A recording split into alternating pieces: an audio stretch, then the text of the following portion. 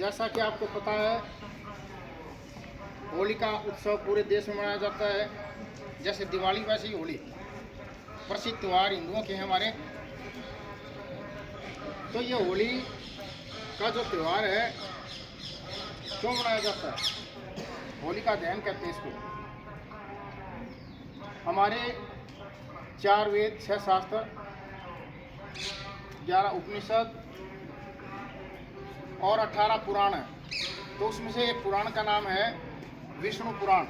उसके अंदर एक कथा आती है कि हिरण्याकुश जो था अपने बेटों को नहीं चाहता था। कारण क्या था कि हिरण्याकुश के अंदर घमंड था कि मैं सब कुछ हूँ, मैं ही परमात्मा हूँ, मैं ईश्वर हूँ। लेकिन उनका जो पुत्र था प्रहलाद, वो नहीं मानता था इस बात को।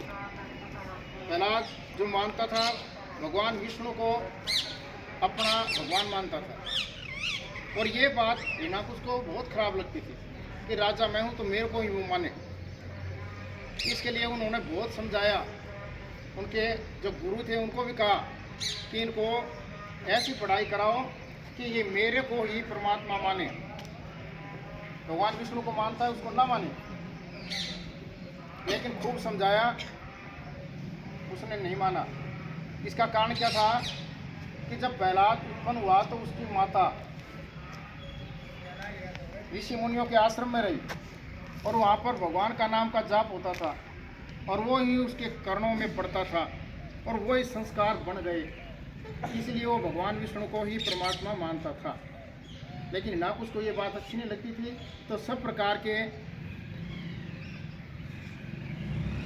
उपाय किए मारने के। पहाड़ों से गिराया, सांपों से कटवाया, जहर पिलाया, सब कुछ करके देख लिया, लेकिन हिरण्याकुश नहीं मरा। ना, ये क्या नाम है, प्रहलाद नहीं मरा। फिर क्या हुआ कि उनकी एक बहन थी होलिका, उसको मनाया। होलिका के पास एक लोमस ऋषि के द्वारा दी गई चद्दर थी, जिसको उड़ करके यदि वो अग्नि में भी बैठ जाए तो अग्नि उसको जला नहीं सकती थी। तो उसने कहा कि मैं चिता के ऊपर इस चद्दर को उड़ के बैठ जाऊंगी और प्रहलाद को बुला के बिठा लूंगी और प्रहलाद जल जाएगा, चिता में आग लगा दी जाएगी और मैं बच जाऊंगी। इस प्रकार प्रहलाद को मारा जा सकता है। तो ये उपाय काफ़ी अच्छा लगा हिरण्याकुश को।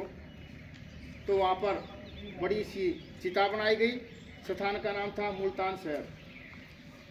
तो इसके अंदर की घटना ये, होलिका चद्दर उड़ करके बैठी और गोदी में प्रहलाद को बैठा लिया।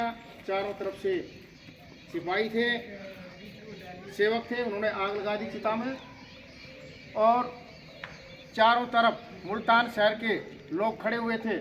उनमें कुछ भक्त लोग भी थे। भक्त लोग ने मन ही मन कहा, हे भगवान, हमने तो तुम्हारी बहुत स्तुति की,